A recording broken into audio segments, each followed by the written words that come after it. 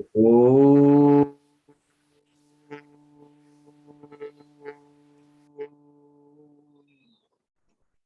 Shri Sai Nathaya Namah. Om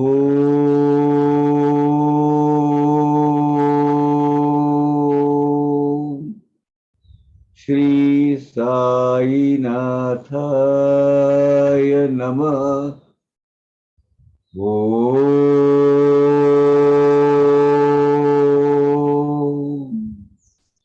Shri Sai Nathaya Namah. Om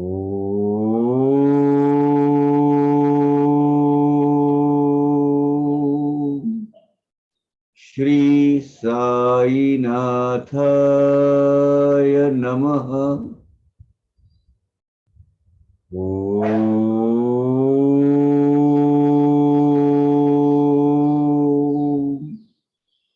Shri Sai Nathaya Namah. So let us start. We have finished up to 148th stanza, movie of chapter 40. What happened is everything is prepared, all भोजन थाली लगाई हुई है. Everybody is waiting for at least someone in some form, some visitors will come.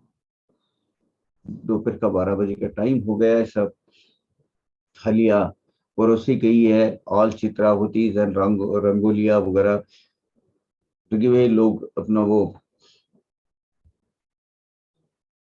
सोड़, that is Holi, पवित्र वस्त्र पहनकर आकर बैठे हैं अपने अपने. अभी निवाला लेना है हाथ में.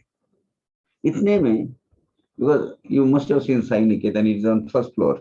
Himar Panju used to stay on first floor in Bandra East Road. So immediately somebody knocks the door. And the beauty of this story is Hemant Bandhu was very confident that Baba will come in some form. In some form.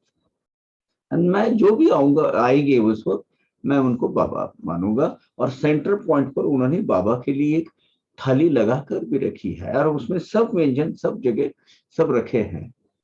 If nobody is coming, invisible form में बाबा आएंगे वहां. That's the confidence, that's the trust, that's the faith. Because बाबा सपने में आकर बोले हैं कि मैं आज तेरे पास खाने खाने के लिए आ रहा हूं. So who are those people? This two, त्यातील एक अली मोहम्मद, दुजे संत मौलाना शागरित, इस्मू मुजावर नामाभीद आनंद प्रद दोघेही. Now I'll tell you something about these people.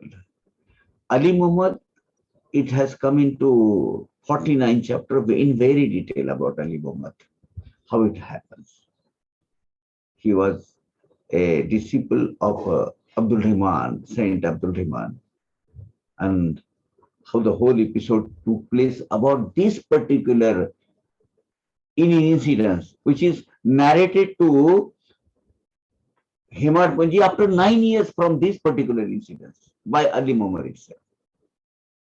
Incidentally, when it was a last part of his service, he was stationed as a first class ordinary magistrate in Bandra court itself. That time, this Ali Muhammad happened to meet him. So that story will resort up to that. Regarding Ismu Muzawar,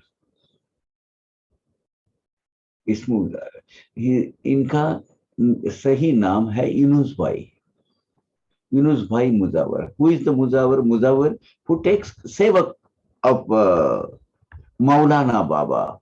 Who is Maulana Baba? 9th chapter. Whose tomb is still there in Bandra East. In Bandra station, when you climb a walkway and get down towards the south side of Bandra West, when you get down from the staircase, just in front you will see a big masjid, and just in that particular lane you will find mazar, this Maulana Baba. His Maulana Baba Samadhi is there.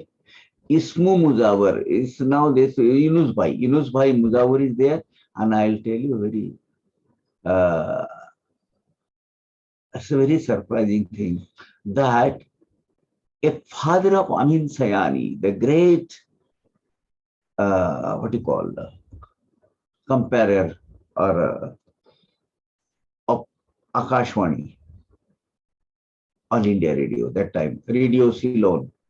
He used to give that Binaka Git Mala or all those things. People were really mad in that time when in radio era was there in our childhood.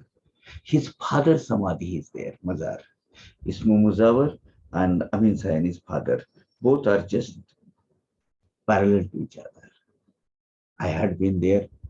I put my head on this, both the people. Of course, Maulana Baba Samadhi is there. But this Ismu Muzawar is also, and there is a photograph of Yunus Muzawar there, along with Shagir, because he was the Shagird of Shagird is a sevak, disciple. So both Maulana Baba is sitting, and backside you will see Yunus Bhai's photo. In our Bhavarta Sahitya Charit, it is given there. The photo is given there. Many a times, people are mistaking or confusing or misunderstanding that the Maulana Baba's mazar is considered as Baba's mazar, and this is it is in under the ground, and this is the way in that way. That is not the true. That is somehow it is misconcepted somewhere. But that is mazar is of very frequently, oftenly people say it is the mazar of Baba under the ground, and it is like this. No, that Samadhi is of Maulana Baba. So we'll go again. त्यातील एक अली मोहम्मद दुजे संत मौलाना शागिर्द is a disciple. Maulana Baba ke disciple. What is his name? His name is Ismu Muzawar. Ismu is Yunus Bhai Muzawar. Ismu, how it has come, I don't know, but his name is Yunus Bhai Muzawar. And very मतलब आनंद प्रदद हो गए ही बड़े प्रसन्न भाव से वो राव साहब को मिलने आए थे. राव साहब was a very respected. Rao साहब इज हेमंत पंजी, very रिस्पेक्टेड पर्सन. पाणी वाढुनी मंडळी बैसली, भोजनाची तयारी केली, पाहुणी अल्लीने विनंती केली, तसदी मी दिली क्षमा करा. वो खाना परोसा हुआ है और थाली लगाई हुई है. अली मोहम्मद देख रहे कि अरे सब खाने की तैयारी में है, तो उन्होंने बोला यार माफ करो, हम शायद आप खाना खाने को बैठे थे और उसमें हमने आपको उठाया है, तो एक्सट्रीमली सॉरी, गलत जगह गलत टाइम पर हम आए हैं. वाटते आपण जेवणावरून आला मजकरिता धावून, आपणा लागी हात धरून पंक्ति ही खोळंबून राहिली. अरे मुझे लगा आप खाना खाने के जो बैठे थे वहां से उठकर मेरे लिए आए हैं, बाकी के लोग जो है आपके साथ खाने वाले वो तो रुके हैं आपके लिए, तो I am just feeling guilty about it and I am feeling bad about it that आप खाना खाते मुझे यहाँ लेके आए. तरी घ्या ही आपुली वस्त, मग मी भेटेन होता फुरसत, सांगेन नवलाव इत्थंभूत, अत्यद्भुत ये विषयीचा. तरी आपण अपनी वस्तु घ्या, यानी आपकी जो कुछ अमानत है मेरे पास, आप अपनी हाथ में ले लीजिए. बाद में इसके बारे में कैसे आई, क्या ये क्यों दे रहा हूं, क्या है, ये मैं आपको बाद में बताऊंगा. अभी आप प्लीज टेक इट इज. सो इसीलिए अली मोहम्मद ने वो जो बंडल ऐसा राउंड किया हुआ था ना, वो राउंड किया हुआ बंडल एक covered wrapped by a newspaper or something. So it is given in the hand of Rao Sahab, यानी गोविंद रघुनाथ दाभोलकर, उनके हाथ में दिया गया. बोले ये आप संभालिए, आपके पास है, ये आपके पास अभी कैसा आया क्या है, ये मैं आपको बाद में बताऊंगा, आराम से जब मिलेंगे तब बताऊंगा, अभी तो आप ले लीजिए। ये बहुत अजूबा है, ये आपके पास आ रही है, अचरज भरा है, अत्यद्भुत अद्भुत है ये, लेकिन ये अभी टाइम नहीं है, it's not proper time to tell, so मैं आपको बाद में बताऊंगा, फिलहाल ये आप अपने पास ले लीजिए। ऐसा लेकर उन्होंने अपने कोक से जो यहाँ बगल में रखा था वो आपके पास दे दिया उनको। ऐसे वदनी का खेतुन अली एक पुड़के काढून टेबला सवर सन्मुख ठेवून सोडू गाठन लागला। तो सामने एक टेबल, एक मेज रखा हुआ था, उस पर रखा और उसने वो उसके ऊपर बांधा होगा, उसने कोई धागे डोरी से बांधा होगा, तो वो निकालने लगा। अभी उसको it was wrapped, covered by newspaper. So it must be a big one. Normally we go to Shirdi, we roll it, no, and it is covered with some other paper so that it can be safely reached. So that way it was there. So Ali Mohammad ने देखा, वो अपने बगल से निकाला, अभी फिलहाल आप रखिए राव साहब, और वो टेबल था उधर, टेबल पे रखा, उसकी वो धागे की जो गांठें हैं वो गांठिया छुड़वाने लगा। काढिता वृत्तपत्राचे वेष्टन दिसली साईची मूर्ती तत्क्षण म्हणे ही ठेवा आप वस्तू आपण कराही विनमन विनमन मान्य माझी। अब now this was a statue, this was not तस्वीर, this it was wrapped everything, a statue, and it was properly wrapped in a with bundle of thread and paper cover. That is still there, that murti is still there, that statue in Sai Niketan. So he unwrapped it. So वो राव साहब ने देखा कि साईं बाबा की मूर्ति है। अब ये मूर्ति की एक बात है, ठीक इस तरह की 3 मूर्त मेरे इसमें 4 थी ऐसा सुना मैंने, लेकिन 3 मूर्त मैंने देखी है। एक है दाभोलकर जी के पास, सिमिलर सेम टाइप मूर्ति स्वयं बाबा ने इनको दी थी, प्रधान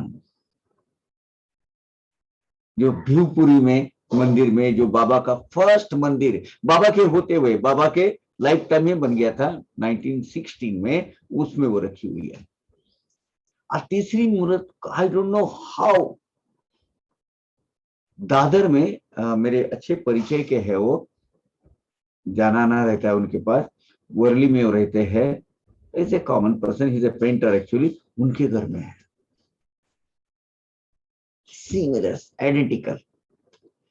सो वो जो मूर्त जब निकाली उन्होंने, अनरैप की, तो देखा बाबा की मूर्ति थी। तो अली मोहम्मद ने रिक्वेस्ट किया, राव साहब फिलहाल आप अपने पास रखिए, इतनी मेरी रिक्वेस्ट आप एक्सेप्ट कीजिए, this is for you, and आपके पास वो सेफ रहेगी, इसलिए आपके पास मैं लेकर आया हूं।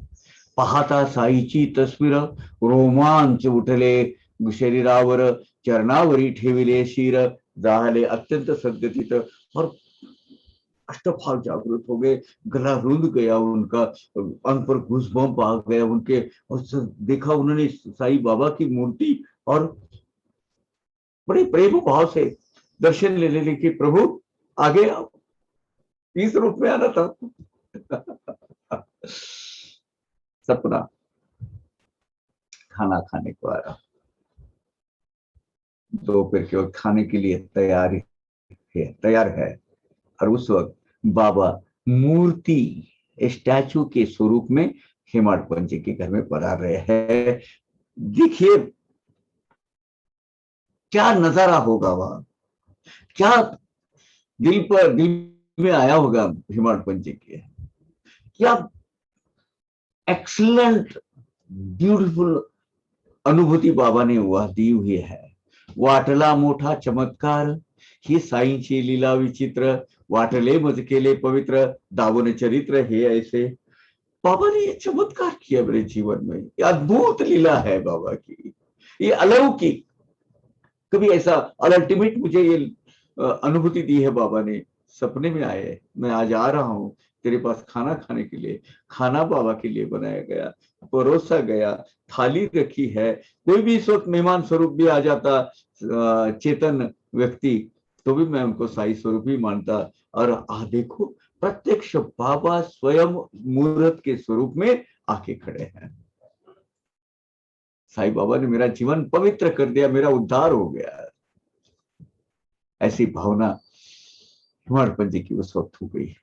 उठली प्रबळ उत्कंठा मनी, आणि ही तस्वीर कोठनी, आणली ही तस्वीर कोठनी, ती म्हणे मी एका दुकानी विकून घेऊन आणि विकत घेऊन आणली से। सो अली मोहम्मद को तो उन्होंने पूछा, राव साहब ने, दाभोलकर जी ने, कि हेमाडपंत जी ने पूछा कि ये आपने कहां से लेके आई? अली मोहम्मद ने बोला, मैं एक दुकान से खरीदी थी, वहां की है मेरी, लेकिन अभी फिलहाल मैं बाद में बताऊंगा। आपने कहां से लाई? बोले, मैं एक ऐसी ऐसी दुकान में खरीदी। मग ते दोघे जण उभे न राहती एकही क्षण, म्हणाले आता जातो आपण, करावे भोजन स्वस्थपणे।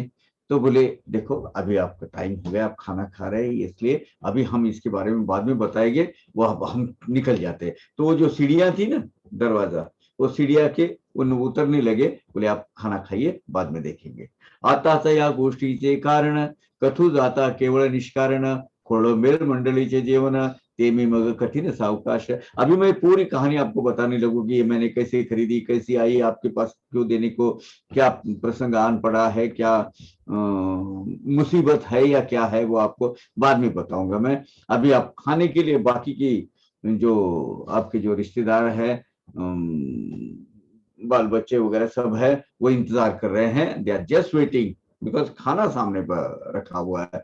तो आप आराम से खाना खाइए, वो देर हो जाएगी खाना खाने में। आप एक काम कीजिएगा, मैं बाद में आराम से मैं आपको बताऊंगा कैसे कैसे क्या हुआ। अब मैं अगर बोलने बैठा तो वक्त जाया जाएगा। मला ही ते वाटले समर्पक, तस्वीर वेळी आली आहा हरिक, तयातसी मी जाहलो गर्क, आभार प्रदर्शक उद्गारलो। मैंने उनके आभार माने, यानी हिमाड़पंत जी कह रहे अपनी आप बेटी कि मैंने उनके आभार बोले। मुझे भी वो उनकी उचित लगी उनकी बात की, अभी नहीं बोलना चाहिए उसके बारे में। तो लेकिन मैं वो जो मेरे पास मुहूर्त आ गई, उसी में बहुत इतना मैं फुलाने समाया था। मैं उनके तहे दिल से, मनोमन से उनको थैंक यू बोला, उनके आभार प्रदर्शित किए उनके पास। और वो मूर्ति देखने में मैं बस मशगूल हो गया उसमें। बरे आता यावे आपण, आम्हीही पुढे करू निवेदन, तस्वीरी येथे येण्याचे कारण, आजची प्रयोजन काय तिचे। फिर ऊपर से अली मोहम्मद बोले, अच्छा अभी हम आते हैं, ये जो बाबा की जो मूर्त है आपके पास अभी ही क्यों आया, आज ही आने का प्रयोजन क्या है, अभी क्यों घाई घाई में मुझे आना पड़ा, मैं आपको बाद में आराम से बताऊंगा। अभी आप, हम चलते हैं। ऐसा करके वो निकल पड़े। फिर हेमाडपंत जी ने क्या किया, असो पुढे ते गेलिया पाठी, यथा निश्चिती साईसाठी, मध्यवर्ती स्थापिल्या पाठी पीठी, निवनीती पाठी प्रस्थापिली। और फिर विनोद भाई और अली मोहम्मद जब गए, तो उन्होंने, बाबा ने वो तस्वीर, जो वो जो मूर्त है, वो मूर्त वो जहां बाबा के लिए जो आसन रखा गया था भोजन करने के लिए, वहां रखी। भावना है उनकी, बाबा है वहां रखी। और उनकी प्रतिष्ठापना खाना खाने, भोजन करने के लिए वहां रखी गई। और बोले, चलो देखिए बाबा आ गए। सुखावले अवघ्यांचे मन, अतर्क्य साईंचे विंदान, येणे वशे करणे आगमन, स्वप्नी वचन सत्य के लिए। सपने में आकर अपना कहना सच करवाया बाबा ने, सच और प्रत्यक्ष उसकी अनुभूति दी। सबको अचरज लगा, सही में हिमाड़पंत जी बोल रहे थे वो सही था, बाबा आएंगे।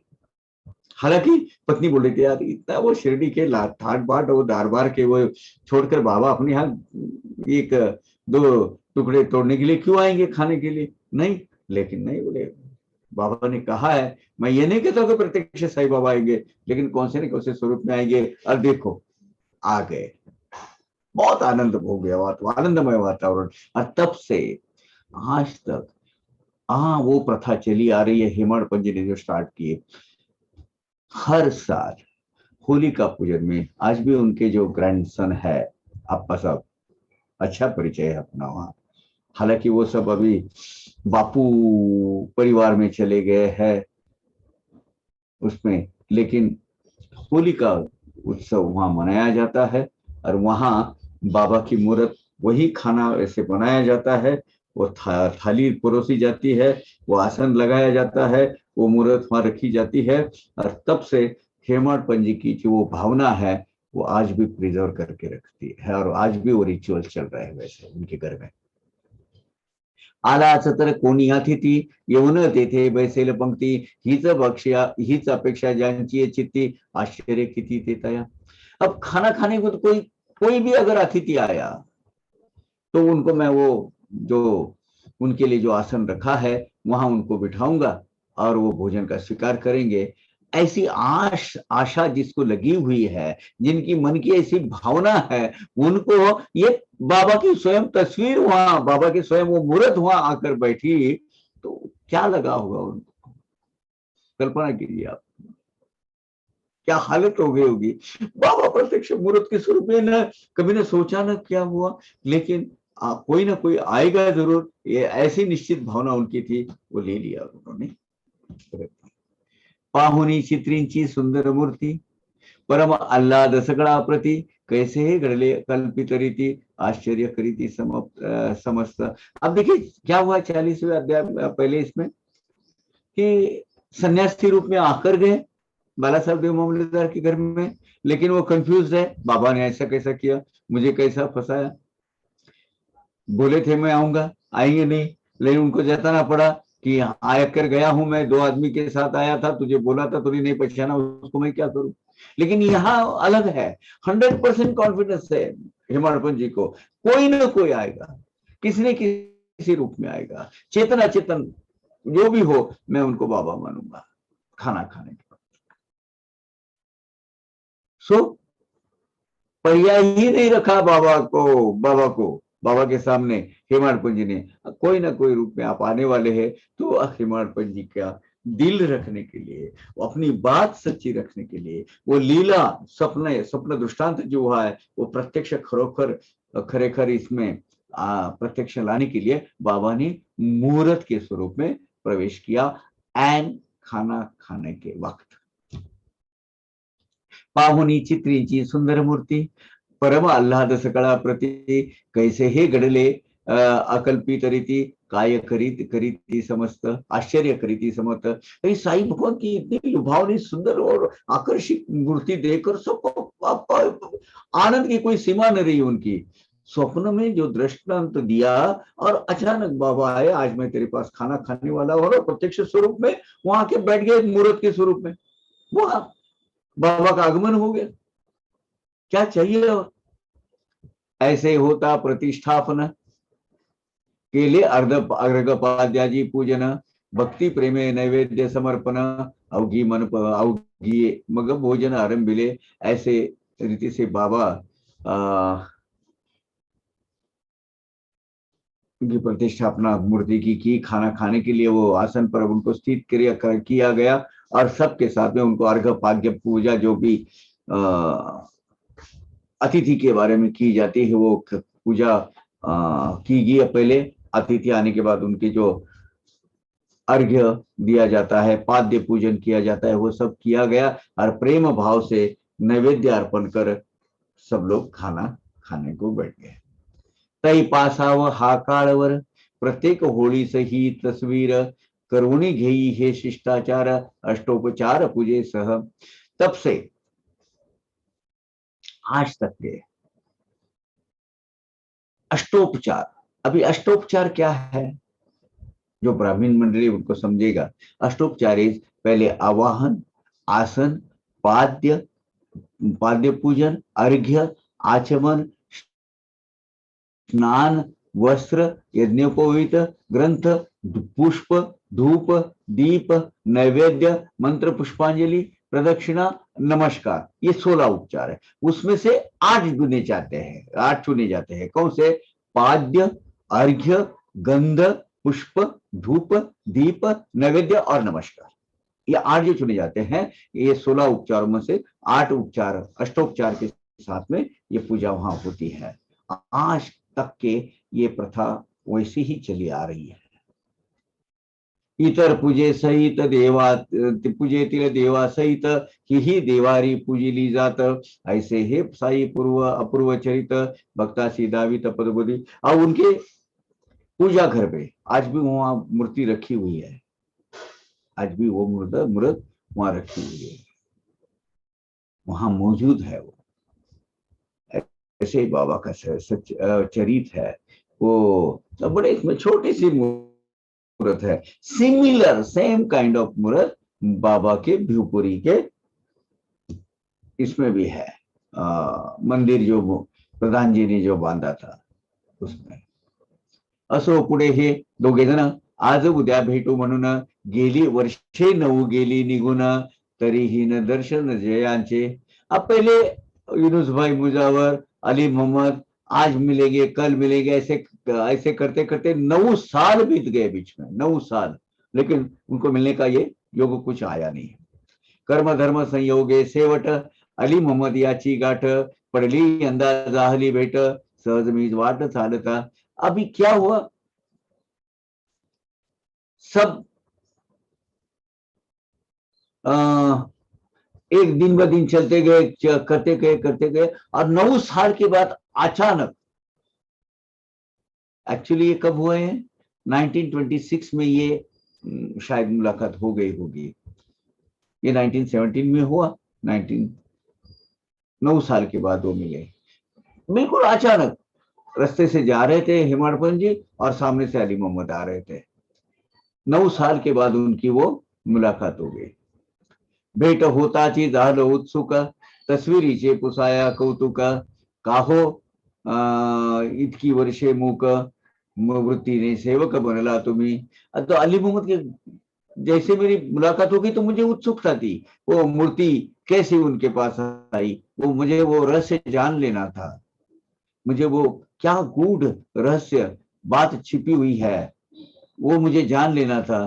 तो मैंने उनका बोला, उनकी जैसे मुलाकात हो गई तो हेमाड़ जी ने पूछा, अरे भाई वो मूर्त उस दिन आप लेके आए थे वो कैसे आई, क्या है उसके पीछे, क्या राज है, क्या छिपा हुआ है, कैसे उसी दिन और उसी वक्त आपको कैसे आना हुआ, और आज तक आपने कोई संपर्क किया ही नहीं है। आ जाएंगे कहीं, मुझे लगा था आपकी कभी ना कभी मुलाकात होगी, कभी मुझे समझेगी, क्या उसके पीछे का राज मुझे उजागर होगा। लेकिन आज भी मुझे बहुत आस लगी हुई है वो समझ लेने की कि वो कैसे हुआ, जिज्ञासा लगी है, जिज्ञासा मैं जानना चाहता हूं कि वो मूर्त उस दिन आपको क्या वजह हुई कि वो आप मेरे पास आए।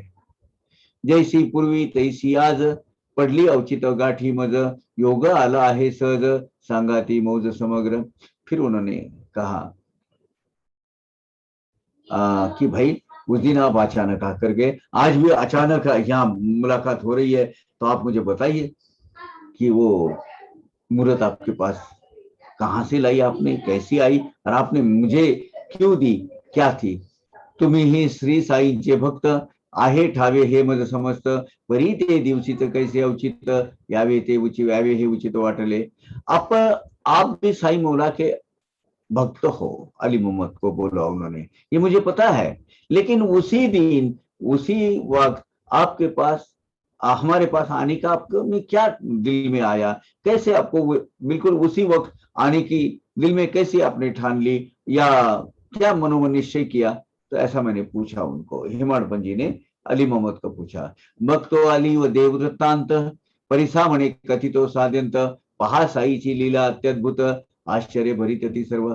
फिर अली मोहम्मद ने वो मूर्ति के बारे में विस्तार से बोलना चालू किया कि हाँ ये अभी है मेरे ख्याल से 41 चैप्टर में ही आएगा, 49 में नहीं 41 में, 49 में वो तद्विधि प्रणिपातेन का ये है विस्तार है।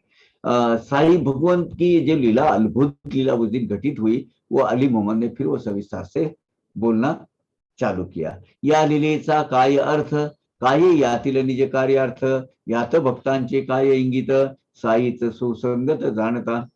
अब साई भगवान के दिल में इस लीला के पीछे क्या अर्थ है, क्या गहरा गहन आशय भरा हुआ है, और भक्तों के हित साधने के लिए साई मौला क्या उद्देश्य, क्या प्रयोजन है बाबा का, ये तो एक साई भगवान ही जान सकते हैं, हम तो नहीं जान सकते हैं। लेकिन ये घटित हुई ये जरूर। आपण केवळ एकमेकांनी परिसाव्या या लीला कानी, किंवा त्या गाव्या निज मुखानी, निश्रेयस दानी म्हणून। हम हमारे हाथ में क्या रहता है, बाबा हमारे जीवन में ऐसे ऐसे एक एक अजूबे घटित करवाते हैं, अब उसके बारे में क्या कहेंगे। हमारे समझ के बाहर परे है। हमने क्या करना चाहिए, बस वो एक दूसरे को बोलना चाहिए, एक दूसरे की अपने अनुभूति श्रेयस करना चाहिए, और या तो वो लीलाएं बोलना चाहिए दोनों एक दूसरे को। निश्रेयस दानी, निश्रेयस, वो कैसे है, निश्रेयस दानी, जिसका श्रेय अपने तरफ नहीं लेते हैं, ऐसे दान अपने पल्लू में डालने वाले साईनाथ भगवान ऐसे है।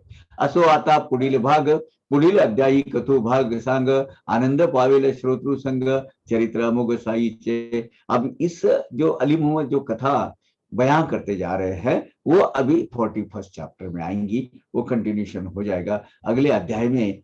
साई सच्चरित्र का एक बहुत ही लुभावनी, बहुत रुचिपूर्ण, बहुत ही पवित्र पावन मंगल जो लीला है वो अभी कही जाएगी। साई निर्द्वेश आनंद घन, सदा भजावा अन अवच्छिन्न, पावाल निज सुख समाधान, मन निर्वासन होइल। इसका भी न द्वेष करने वाले, आनंद के भंडार साईनाथ भगवान अखंडित रूप से भक्तगणों ने उनका, जिनका भजन करते रहना चाहिए, उनकी लीलाएं सुननी चाहिए, सुनानी चाहिए, और अपने भक्तों को आत्म सुख, आत्म समाधान, आत्म शांति प्रदान करने वाले, उनकी सब इच्छा आकांक्षा की पूर्ति करने वाले हमारे साईनाथ भगवान जो है, मन निर्वासन हुई, वासना मुक्त करने वाले। इस लीला सुनते रहेंगे तो अपनी भी वासनाएं लुप्त हो जाएगी। This is what we want. विकारों से मुक्ति चाहिए हमें। चातक निजे स्वार्था विनवी, मेघ सकल दृष्टि सृष्टि ते निभवी, बाला साहेब बाबा से बोलवी, बाबा तब पालवी तो भक्ता सवे। अब चातक अपनी जो प्यास है, वो प्यास बुझाने के लिए मेघ का वर्षाव होने का इंतजार करता है। एक्चुअली चातक जमीन पर पड़ा हुआ पानी नहीं पीता है। चातक आसमान में स्वाति नक्षत्र में जो बारिश आती है, उसके चोंच अपनी ऐसी खड़े करके उसने अपने इसमें वो डायरेक्ट पीता है। वो मेघ से बरसा हुआ पानी अपने उस पर ही वो अपना गुजारा करता है। तो चातक पक्षी, चातक जो पंछी है, वो अपनी प्यास बुझाने के लिए क्या करता है, मेघ का वर्षा होने का इंतजार करता है, या उसको विनती करता है कि मेरे लिए, मैं प्यासा हूं, मुझे पानी पिलाओ। और उसकी प्यास बुझाने के लिए मेघ बरसते हैं, लेकिन वो अकेला उसको फायदा देता है क्या? नहीं, हमारे लिए भी वो फायदा हो जाता है। तो वो अपने मेघराज वरुण देवता उसकी सुनती है, उसकी विनती स्वीकार करती है, और सब सृष्टि पर ही बरसात आती है, और सब लोग को सुख शांति देकर जाती है। ठीक उसी तरह बाला साहब देवदेव उद्यापन का माध्यम, यानी उनके जो माता जी के जो बहुत सारे व्रत थे, उसका जो परिसमाप्ति सांगता खरीद थे, उसके माध्यम से हमको क्या किया, हमारे दिल में भक्ति के ऐसे टेंड्रिल्स धुमा रहे, उसको आ गए हुंकार, हमारी भक्ति की हुंकार वहां तक पहुंची गई, रुकार पहुंची गई, मानो वो फली फूली है ना। बाला साहब के माध्यम करके बाबा ने हमको यहाँ तक ये लीला पहुंचाई। वैसे ही अन्ना साहब, राव साहब जी को बोलते हैं, हेमाडपंत जी बाबा ने नाम दिया हुआ, ये दो भक्तों की श्रेष्ठ लीला है। दो श्रेष्ठ भक्तों की ये श्रेष्ठ लीलाएं, श्रेष्ठतम लीलाएं आज सुनने का इस अध्याय के माध्यम से हमें योग हासिल हुआ। भक्त पंक्ति श्रोते ही बस्ती, प्रेमे उद्यापन कथा परिसती, साई समागम आनंद भोगती, देकर ये देती तृप्ति चे। अब वो खाना खाने के लिए बाबा और उनके साथ दो उनके चले गए, हम भी उन्हीं के चले, हमने भी वो आनंद उठाया। अब वो सन्यासी के रूप में जब आ रहे थे, बाबा आ रहे थे, वो पंक्ति यहाँ बैठी थी भोजन के लिए, जो कतार लगी थी उसमें हम भी शामिल थे, है ना, क्योंकि हम बाबा के हैं। और ये जो कथा के माध्यम से वो चरित्र चित्रण हो रहा है बाबा का, उसमें हम भी अपने आप शामिल हो ही जाते हैं, शामिल उसमें। भक्तों के भक्त पंक्ति श्रोते ही बसती, भक्त के पंक्ति में आप जो पंगत बैठती है, वो जो लाइन बैठती है, उसमें वो पंगत बैठती है, उसमें श्रोताजन भी आ जाते हैं, है ना। वो जो मन चक्षु पर वो चलते रहता है, बाबा बैठे खाना खा रहे हैं, थाल लगा है, दाल चावल लगी है, ऊपर से वरान डाला गया है, ऊपर से घी डाला गया है, बाबा वो मिक्स कर रहे हैं और खा रहे हैं, क्या बात है। और ऐसी उद्यापन कथा प्रेम भाव से हमने सुनी, साई समागम, साई का सहवास, हमको वो आनंद हमें लीला के माध्यम से, साई सचर के माध्यम से देखने को मिला, हम तृप्त हो गए। बाबा बस जीवन में यही चाहिए हमें, और क्या चाहिए। तेरी लीलाएं सुनते रहे, तेरी लीलाएं गाते रहे, और आखिरी में ये सांस तेरे चरणों में आकर हमारे दिल को चिर विश्रांति मिले, यही तो चाहिए हमें। इसी माध्यम से जो साई सच्चरित में जो 171 175 लीलाएं ग्रथित की हुई है, उसके माध्यम से हमें यही तो मिल रहा है,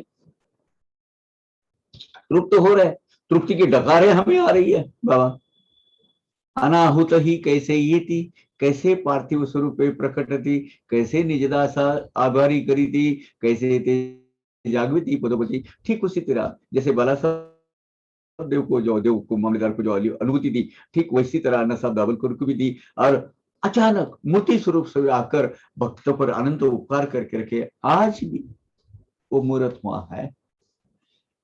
जब भी आपको मौका मिले वहां जाइए, हालांकि वहां का वातावरण अभी पूरा बापूमय हो गया है, लेकिन बाबा की होली का उत्सव में आने की जो क्या बोलते हैं लीला वहां घटित हुई है, और हर होली के महोत्सव पर, पावन पर्व पर वो आज भी वो खाना उसी तरह परोसा जाता है बाबा को, वही मूर्त को।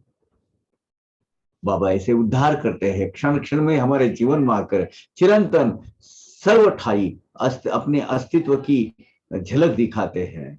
और ये कथा, दो कथाएं जो हमने सुनी, उसके हिसाब से मैं हूं, मैं आपके साथ हूं, आपके साथ जुड़ा हुआ हूं, स्वप्न दृष्टांत के माध्यम से आपको बता देते हैं।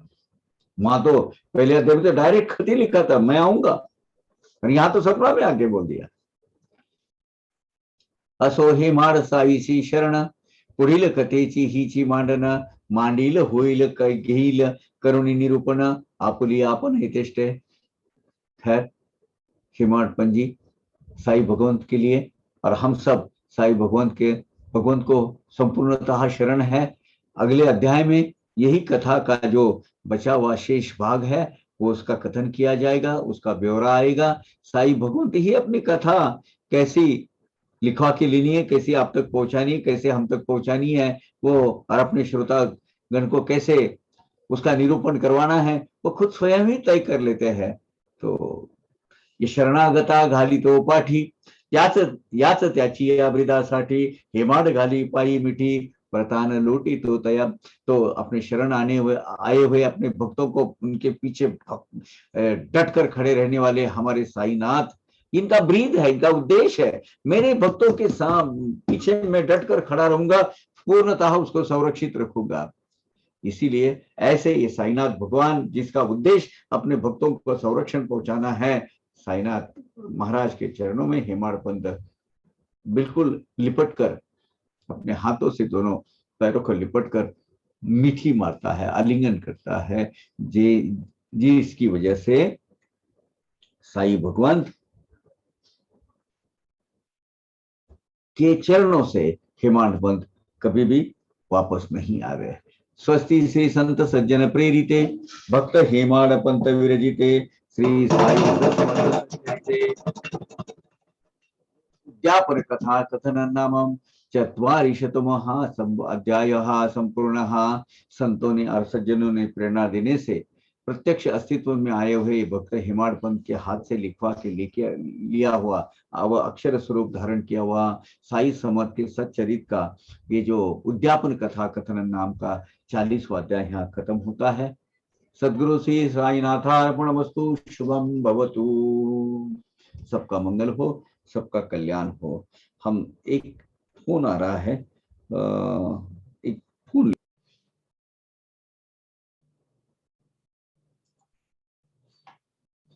चैप्टर 41।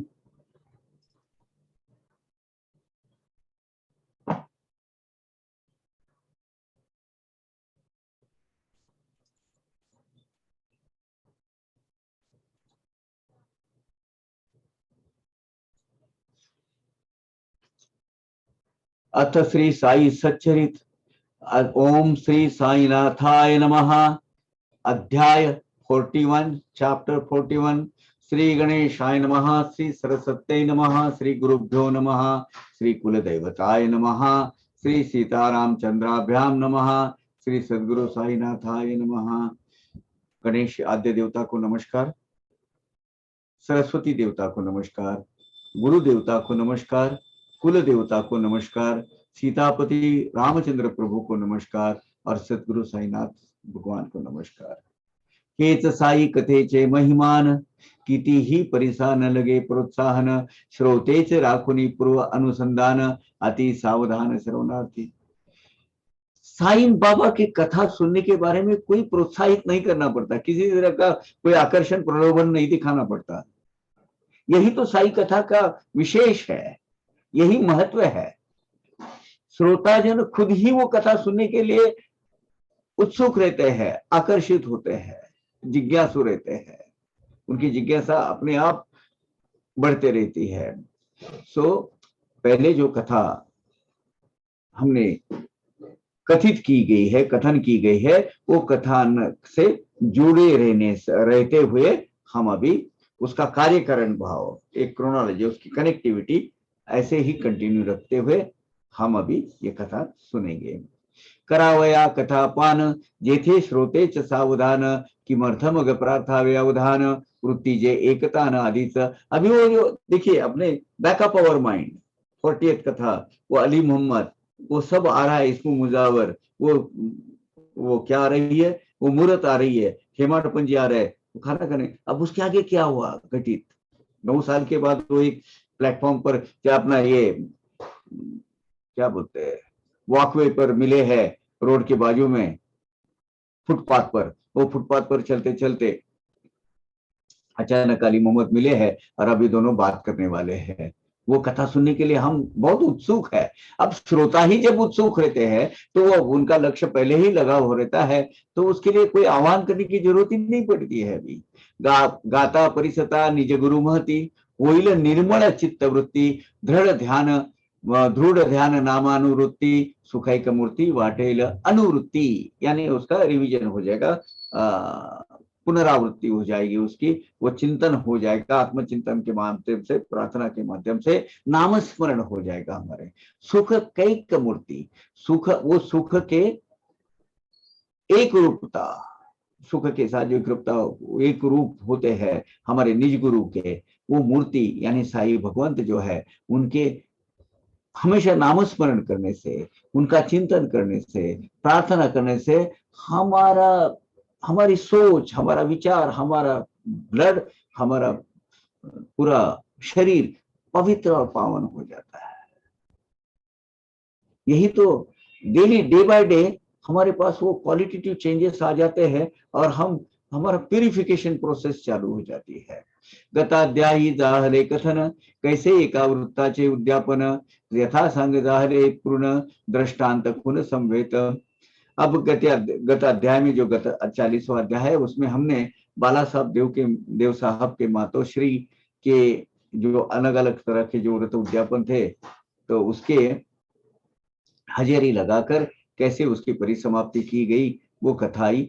और वैसे ही स्वप्न दृष्टांत देकर भोजन के लिए राह देखने के लिए प्रतिमा स्वरूप में हेमाड़पंत जी के घर में बाबा कैसे आए और कैसे उन्होंने वो स्वीकार किया, ये जो है उसका यथासंग वर्णन किया जाएगा। तैसी साईची पार्थिव छवी कवण्या परी आकस्मित यावी, कैसी वेळेवर इच्छा भाव पुरवावी, कथा परिसावी ही आता। ठीक अभी ये अध्याय में भी साई भगवान ने अचानक छवि रूप में आकर खाना खाने के पहले, बल अचानक खाना खाने के वक्त ही आकर कैसी आगे, वो कैसी आ गई, क्या है उसके पीछे राज, वो कथा अभी हम सुनेंगे। और ये बहुत ही रुचिपूर्ण, बहुत ही आह्लाददायी, प्रसन्न करने वाली ऐसी जो कथा है वो अभी हम सुनेंगे। होली का दिन था, है ना।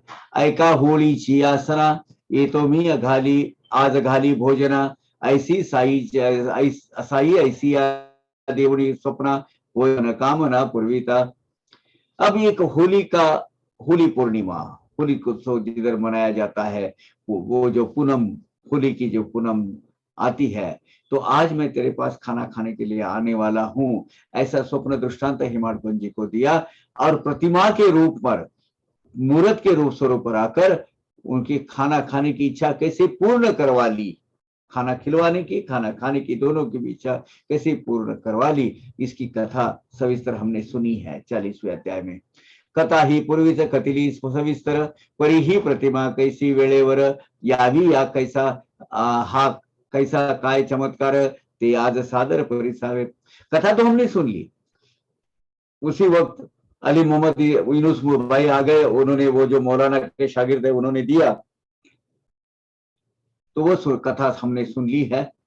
तो अभी हम क्या सुनेंगे, वो मूर्त उस वक्त कैसी आई, क्या वजह हुई, उसकी कथा हम सभी सार से सुनने वाले हैं।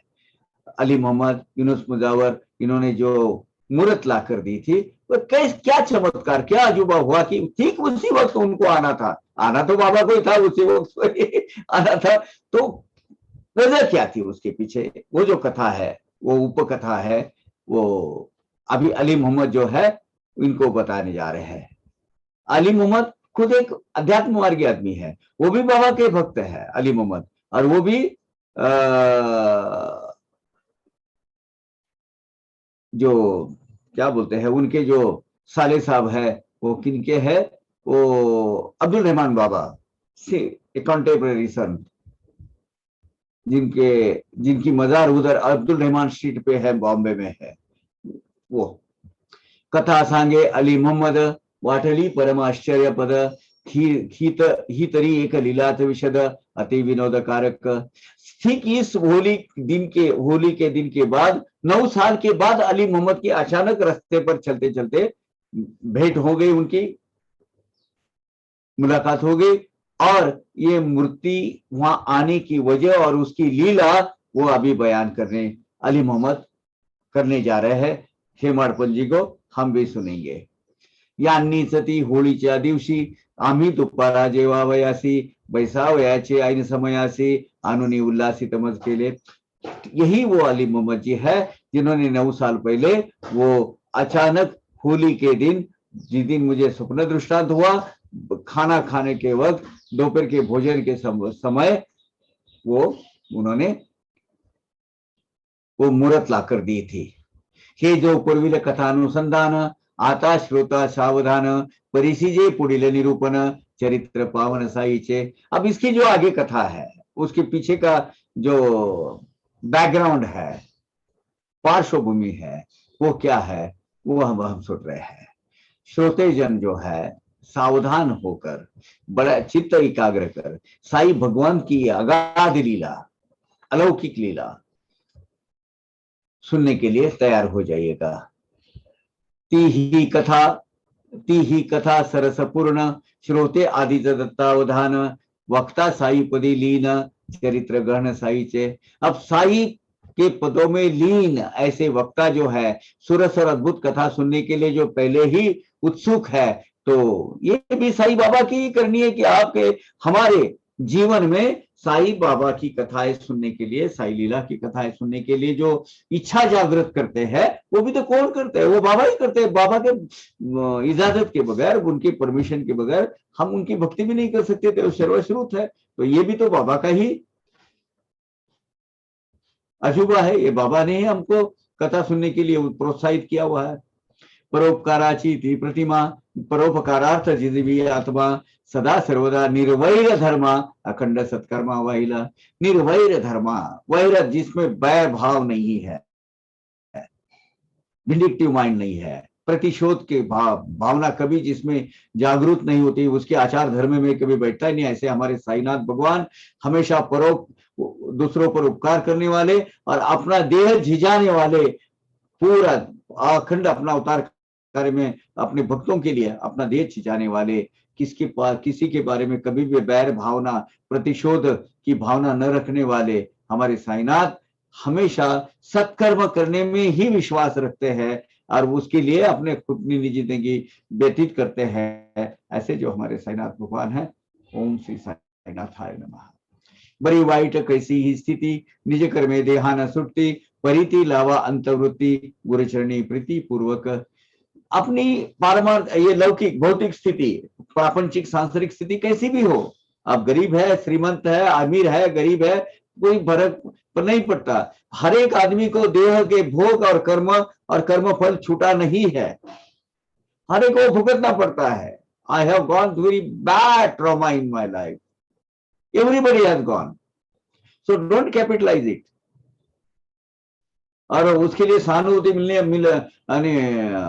हासिल करने की कोशिश भी मत कीजिए। अपने कर्मों के अनुसार वो भुगतना है आपका। वो कोई किसी बिना वजह आपको प्रताड़ित नहीं करता, क्योंकि आपके कर्म भोगों में होता है। तो इसीलिए बुरे दिन में हो, अच्छे दिन में हो, अमीरी में हो, गरीबी में हो, हमने हमारी अंतर्वृत्ति प्रेम भाव से गुरु चरणों में लगाना है, और इसी में हमारा हित है। मग निज भक्तांचा योगक्षेम, गुरु कैसा चालवी अविश्रम, ते गुरु चरणी ठेवली प्रेम, पहात्युत्तम अनुभवे। एक बार हमारी निष्ठा साई भगवान, साई सदगुरु भगवान के चरणों में एक बार हमने अर्पण कर दी, और गुरु आज्ञा के हिसाब से हमारा आचार धर्म हम अगर रखते हैं, तो गुरु राय स्वयं अपने भक्तों का योगक्षेम चलाते हैं। ये बात सही है। आप अपनी सब जीवन की भागदौड़, जो जीवन की जो डोर है, उनके हाथ में सौंप दीजिए। आपका चरितार्थ चलाना, आपका घर गृहस्थी चलाना बाबा अथक, कभी भी न थकते हुए चलाते हैं। भैया इसके बारे में तो मैं प्रमाण हूं, यहां मैं सामने बैठा हूं। आज जो भी कुछ हूं, जो भी मेरे पास है, जो भी मुझे मिला है, साई की देन है, साई की देन है। मेरी हैसियत नहीं है। बाबा ने ऐसी कृपा बरसाई। एक जमाना था शाम के चूल्हा जलेगा कि नहीं, इसकी चिंता थी। दिन भर जब कमा के आओ तो शाम को खाओ। ऐसी स्थिति में रहने वाले पवार काका आज इस स्थिति में यहाँ बिठाने वाले एक वे साई भगवान है। तो मेरी जिक्र में तो मैं तेरे फकीर में सच्चिदानंद सदगुरु साईनाथ महाराज की जय। अपना भक्तों का योगक्षेम, यानी उनका घर गृहस्थी, उनकी संसार चलाने वाले तुझे तुझे कोई नहीं, अपने साई भगवान है। अगर इसकी अनुभूति आपको लेनी है तो गुरु चरणों में प्रगाढ़ श्रद्धा रखिए, दृढ़ भाव रखिए चरणों में, और वही सब करते हैं। आप बोलेंगे मैंने किया, गलत है। कभी श्रेय अपने पास मत लीजिए। यही वो पवार काका थे 15 साल पहले, जो दर दर भटकते थे। उनकी कैपेसिटी उतनी थी, उल्टा आज से तो 15 साल पहले जो थोड़ी काम करने की शक्ति भी ज्यादा थी, फिर भी एक बहुत बुरे बैड पैच से गुजर रहे थे। और आज क्या है? साई भगवान की देन है। ये सही स्थिति है। अपने भक्तों का संसार एकमात्र हमारे सदगुरु साईनाथ भगवान चलाते हैं। ही स्थिती मागितल्या न मिळे, ठाई न पडे गुरु कर्तन मिळे, जे न महत प्रयत्न ही आतळे, ते गुरु कृपा बळे चालत। ये बहुत अच्छा बोला है, आपको इस विस्तार से कहूंगा। हमको अशक्य लगने वाली, मन में लगता है कि नहीं होने वाली, ये कभी घटित हो ही नहीं सकती, जो मुमकिन नहीं है, नामुमकिन लगने वाली, जिसकी कभी हमको प्राप्ति होगी नहीं, ऐसी ऐसी चीजें भी बाबा के चरणों में दृढ़ श्रद्धा रखने के बाद, गुरु महिमा गाना गुरु महिमा का गायन करने के बाद, वो गाने के बाद, गुरु महिमा बोलने और सुनने के बाद कठोर परिश्रम, भयानक परिश्रम करने के बाद भी जो हासिल नहीं होता है, वो गुरु कृपा बल से सहज भाव से हासिल हो जाता है। जो कभी सोचा भी नहीं था, अथक प्रयत्नों के बाद भी कभी जो हासिल नहीं होता था, और बड़े कष्टमय जीवन जीने के बाद, बड़ा दुस्तर जीवन जीने के बाद भी जो कभी लगता नहीं था हमारे पास वो आएगा, वो अपने आप चलकर आता है। ये सिर्फ गुरु कृपा के बल पर ही आता है। ये शाश्वत सत्य है। This is the universal truth. मैं जीता जागता उदाहरण हूं उसका। हाँ, सही बात है।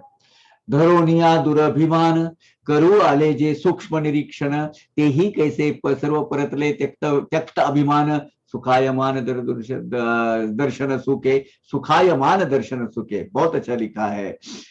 नाना प्रकार के, तरह तरह के कुतर्क विकल्प बाबा के बारे में मन में धरकर, अनेक प्रकार के संकल्प करे कि शंका आशंकाएं कुशंकाएं साई बाबा के बारे में धरकर उनकी परीक्षा लेने के, उनका इम्तिहान लेने के, जैसे ये बहुत बड़े कोई है, लेकिन ऐसे भाव से जो लोग गए हैं, उनकी शक्ति उनका सामर्थ्य आजमाने के लिए जो गए हैं, कुत्सित भाव से, द्वेष भाव से बाबा के बाद जो गए, शिरडी में गए हैं, वो भी उनका अभिमान पूरा गल गया है, धरे के धरे रह गए हैं, और वो भी शुद्ध भाव से बाबा के दर्शन सुख का लाभ लेकर ही वापस आए हैं। शरण मज आला आणि वाया गेला। मेरे पास एक बार आया तो वो उसकी जिंदगी फिजूल नहीं जाएगी, उसका जीवन, उसका उद्धार होकर ही रहेगा, ये बाबा कहते हैं। भगवान के जो सर्वश्रेष्ठ विमल गुण बोलते हैं उसके, ईश्वरी गुण कौन से है वो? यश श्री औदार्य ज्ञान, यश श्री औदार्य ज्ञान शांति वैराग्य। ये जो षडगुण है, इससे जो भगवान के ये जो ईश्वरी गुण बोलते हैं, विमल गुण बोलते हैं, ये बाबा में परिपूर्ण भरे हुए हैं। ऐसे ऐश्वर्य संपूर्ण हरि जैसा, जो हरिहर के पास, जो शिव विष्णु ब्रह्मा के पास जो गुण होते हैं, वह ऐश्वर्य गुण, जिसको ऐश्वर्य गुण बोलते हैं, ईश्वर के गुण बोलते हैं, विमल गुण है, बाबा के पास पूरे के पूरे भरे हुए हैं, है उनके पास। तो बाबा कौन हुए? हाँ, देवता नहीं, सर्वश्रेष्ठ विष्णु भगवान हुए। वो गुण से वो परिपूर्ण है, परिपूत है वो। ऐसे सर्वश्रेष्ठ परमात्मा परमेश्वर के षडगुण साई भगवत में समाये हुए हैं। किति हो आपुले भाग्य गहन, जेने हा साई चैतन्य घन, विना अर्चन पूजन भजन, देही दर्शन अम्मा ते। हमारा कितने थोर भाग के हैं हम, किसी तरह की कोई आराधना पूजा उपचार न करते हुए, कोई कर्मकांड न करते हुए, यह चैतन्य घन साई भगवंत हमें सहज भाव से दर्शन देकर जाते हैं, कृपा करते हैं हम पर, है ना। म्हणती भक्ता पासी देव, भक्ती पाशी देव, आम्हा पाशी भक्तीचा भाव, परी हा साई महानुभाव, कनवाळू स्वभाव दिनार्थ। हम ऐसे दावे के साथ कह सकते हैं कि हम भक्ति बाबा की भक्ति करते हैं? नहीं। हम बाबा की भक्ति के लायक है कि नहीं लायक है, अब वो तो हम जानते हैं कि हम भक्ति करते हैं कि नहीं करते हैं, लेकिन भक्ति भाव के सिवाय देव की प्राप्ति भी होती नहीं, ये भी बात सही है, लेकिन हमारे पास तो है ही नहीं भक्ति। ये तो कृपालु भगवान साईनाथ है, जो दीनवत्सल साईनाथ है, दीनदयाला परमेश्वरा, वो परमेश्वर परम कृपालु जो साईनाथ है, वो हमारे बारे में दया आती है, उनके बारे में हम पर दया करते हैं, और वो हम पर कृपा करते हैं, और हम पर ऐसे स्वप्न दृष्टांत के माध्यम से, ऐसे अनुभूतियों के माध्यम से हमें हमारा जीवन संवारते हैं। यहाँ हम 5 मिनट की विश्रांति लेते हैं। Yeah, I am not very sure about these things, but I can here and there imagine things. You see all these people, like Maulana Baba. His name was Maulana Baba. He was in Bandra actually. Bandra, there is a masjid, and he was behind that masjid. He was having his. Uh, he was staying there actually. So this Maulana Baba, Bade Miya, Chote Miya, Banni Miya. See, all these people, I get a feeling, and including Baba, of course, Sai Baba. I think they had possibly, I don't know, I'm not sure, but they have met somewhere. Now, which place they must have met, it must be the place of their guru. It cannot be any other place, but I think they must have. And then they got departed, possibly. They have gone to different places and did their so-called Ishwar Bhakti work from wherever they were situated. So, therefore, they were knowing possibly each other. And not only them knowing, therefore, they knew the power. Of course, these are all divine powers. It is nothing to do with any other power. But these divine powers were known to them, and therefore they could, express to different individuals whatever they thought fit. So this Maulana Baba, he was in Bandra, and actually Bandra Masjid. There was a dargah, and he used to sit there, and they had adopted to the job of, like a doctor. You see, they were doctor to people of that time, because people had all sorts of difficulties, all sorts of troubles, and most of the troubles were all bodily troubles. You see, they needed medicine, and these people, I have a strong feeling, including Baba, of course, but that they had a lot of knowledge about Ayurveda. You see, Ayurveda is nothing but it's all nature. See, nature is made in such a way that there is some or the other medicinal use of all that plantation, including Baba. Baba also used to know each and every plantation and uska फायदा क्या है उसका, what is medicinal use of that. See, like Lord Hanuman, he was asked to bring that Sanjeevani, and then that only with that Sanjeevani, Lakshmana can be revived. That was the only medicine that was fit enough for Lakshmana. This knowledge was given by that Muni. But अभी संजीवनी ढूंढ के लाने का वो काम तो हनुमान जी को दिया गया। लेकिन ये भगवान ने जो भी ये सृष्टि बनाई, वो ऐसी बनाई है कि हर एक चीज का कुछ ना कुछ फायदा तो है. And I think all these people, they had this knowledge, including Baba, of course. Baba must be having the possibly the highest knowledge of this medicinal value. And you can imagine, you see, he lived for 80 years. It's not a joke. Uh, I am 78 and I can tell you, without medicine, things are not possible. You see, just now, I got a good observation. Power.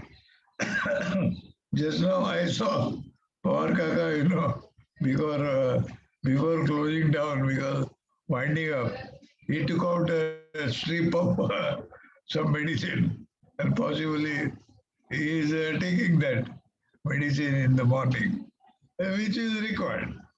See, human body is a human body. It cannot go on without these so-called external help. And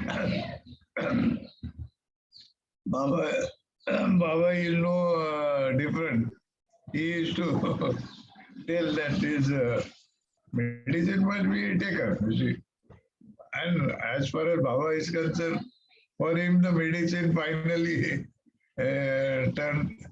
came out to be that Udi, because I think that was the easiest way and the best way. You don't have to go to any jungle and find out the leaf of the tree which will be helpful for your medicinal value. So Baba actually finally uh, decided that you make this udi, this udi to be used as a medicine. And most important thing is, before you make use of it as a medicine, you must develop that shraddha within you. कि ये जो बीमारी है मेरी जो भी है, whether it is कफ है और कोरोना है और वो जो भी है, इसको ठीक करने के लिए ये उन्हीं मेरे काम में आने चाहिए और आनी चाहिए. And you take that. So that is a श्रद्धा. वो श्रद्धा से आप ले लो तो आप ठीक हो जाओगे. और and that has been happening, you see. Baba, I think I can throw better light on these things, but that is the best thing to do. तो हम लोगों को यही करना है और हमारे पास तो दूसरा कोई चारा है नहीं. हमारा तो ऐसा कोई बहुत बड़ा ज्ञान नहीं है, तो ये सिंपल ज्ञान से हम चलेंगे तो जिंदगी अच्छी तरह गुजर जाएगी. This is what I Correct. feel. Right. So first of all, like that. yeah. Yeah. So for you can take And I'm just back. You should please finish it. Just please finish it. And that is what I feel. So Maulana Baba was like that. There were so many such personalities in India. We are talking about only because we know them. See, even in Bombay, there is that Haji Ali is there, the Haji Malang is there. A lot of so all these people, they had learned the facts of life. कि ये जो ईश्वर है, ये ईश्वर को पकड़ के ही चलना चाहिए तो ये जिंदगी गुजर जाएगी. फिर आप जंगल में रहो, शहर में रहो, गांव में रहो, कहीं भी रहो. And that is what they learned the lesson, you see. And they acquired that so-called divine power. So एक बार divine power आपको आ गई तो आप जीवन में सफल हो जाओगे. And As far as we are concerned, हमारे लिए सिंपल साई भक्ति करना ही हमारे लिए डिवाइन पावर एक्वायर करने का बेस्ट तरीका है, जो कि हम कर रहे हैं अब. इसी सत्संग is nothing but that. So this is what I can say. Yeah, Pargaka, you can take over because I cannot talk more. Okay. First of all, with his blessings, I can tell you, yes, I had been to the doctor yesterday. मेरे तलवे पे बहुत जलन होती है आजकल. So he has examined me and he has given me some tablets. So I have to take it, some capsules of vitamin B12 or something. So this is one. Another one, whatever the Tarkadji now said, it makes a great sense that these people are, maybe physically they may not meet or they might have met, but they are interconnected with the small, sukshma, adrushya thread. Yes. Now this Maulana Baba, for example, what Tarkad Aji and Jyotindraji have experienced about their Ardashishi, and he says, you know that story, etc. This Maulana Baba's origin is from Iran, Iraq. And they must have met, it has got strong support in the sense. If you go to Aurangabad, and from Aurangabad, if you go to the Devgiri Killa, right side, before the Mazar of Aurangzeb, there is a big tomb of saint called Zardari Baksh. Zardari Baksh. And it is said, lot of tombs are there, small. 700 people, a disciple of Sufi Dharma Sampradaya, one sect of Islam, they reached there. And from there, they got spread all over India to propagate the teachings and preachings of Islam, Sufi Dharma Sampradaya especially. And no doubt, Bademia, other Maulana Baba, maybe Malan Baba, so many, means Abdul Rahman Baba, so many this Sufi sons, including Sai Baba. These people must be from there. Om Sai Ram, Aishman Bhaveshwan to bade hota. Kiti gaade gele? आज मी कंपनीमध्ये गेलो आणि कंपनीमध्ये दिसली तीन गाड्या पटवते. So what happened is this Zardari Baksh, those 700 people, most of them tombs are there in the Zardari Baksh, that Mazar. If you go outside, very calm and quiet place. Baba was under influence of Baba was having great influence on प्रभाव उनके ऊपर कौन सा था? ये सूफी धर्म का था. That is why that नाच गाना वगैरह जो है वो बाबा के वो पैरों में घुंघरू बांध के या गाना गा के, ये जो सूफी धर्म संप्रदाय people, they follow that, they believe that. That is why it is deviated slightly from the Islam. That is one of the firqa, one of the sect of Islam. These people, those who have attained a higher state of divine knowledge, as Virendraji have mentioned, those selective people, they are definitely interconnected with on spiritually, on telepathy, on this adhyatmic knowledge, because they know the power, and they have identified the power of soul, pure soul. And all these are pure soul of higher state. They must have met, not physically, yes, soulfully.